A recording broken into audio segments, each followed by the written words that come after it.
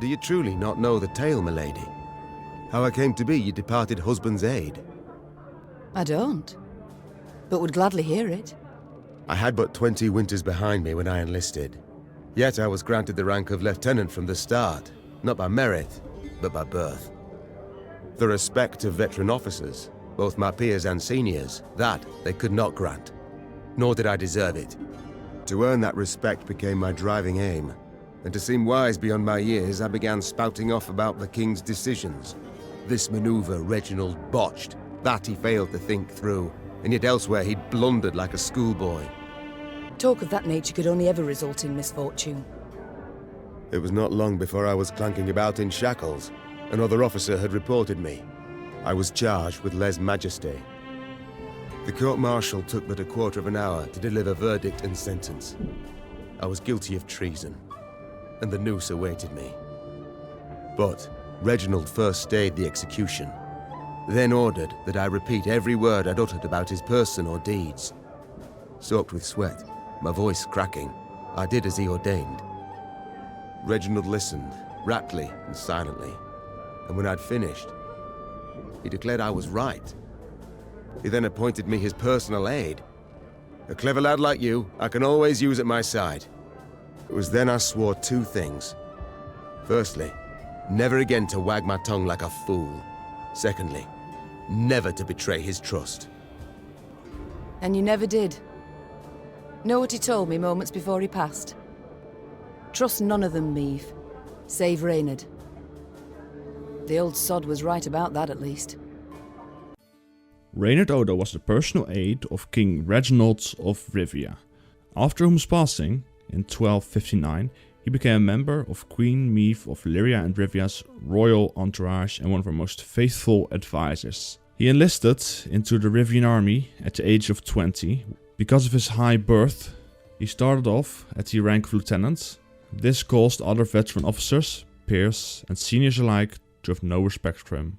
He tried gaining their respect by pointing out the king's mistakes and his wrong decisions, but as it's expected, this did not end well for him, since soon after he was sentenced for treason and supposed to be hanged. However, when he was supposed to be executed, King Reginald asked him to repeat every single thing he said about him, and Reynard did.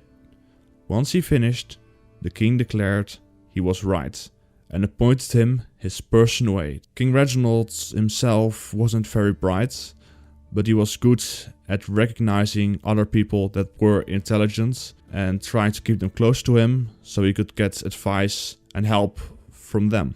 And this is how Reynard became the king's aide.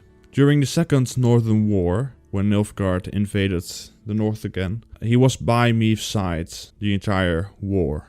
During the Second Northern War, when Meave was betrayed by her son and Count Caldwell, he was imprisoned just like Meave. When the Straits of Spala, under the leadership of Gascon, broke out of their jail, they freed Reynard and the Queen as well. Together they built an army in an attempt to take back Rivia and Illyria. Unknown to Queen Meave, he was in contact with Willem, Meave's son, and at the time the ruler of Rivia and Illyria in Nilfgaard's name. Once this is revealed, Meave has the choice to banish him or let him stay. This choice, however, has no impact on the overall ending of the game.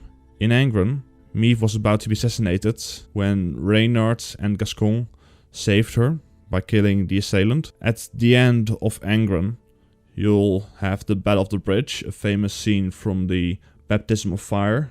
And during this scene, in the book itself, he's mentioned, but only by Odo and not by Reynard.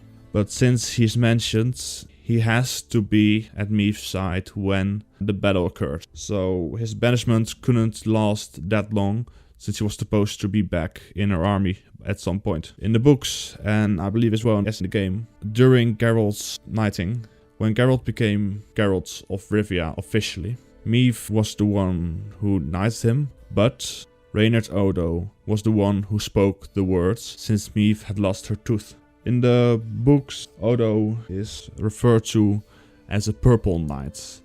However, in the game itself, he is more yellowish. This is probably a change. It's not that major, it's just the looks of a character. They've done it before in the series. Hair color and stuff. So yeah, Odo is not purple in the games, but he's described as purple, like a purple cloak in the books. Depending on your choices at the end of the game, Reynard Odo can have several different endings. He could not be mentioned at all. He could be dead and buried with honor. Or, and I think that's the happiest option and the best option to have for him, he could be at Meath's side as more than an advisor. It's hinted that it's more like a love relation, possibly, but it's never stated anywhere clearly. So yeah, to end it off, it's nice that they changed like one time, or his name's mentioned like 2 or 3 times in the last few pages of the book. But it's nice that they changed it into an entire full-fledged character. So when you go back or read the books, you see the name Odo come along, there will be an entire character behind it. And not just a name of a purple knight that's not really that interesting. So this was the end of the video.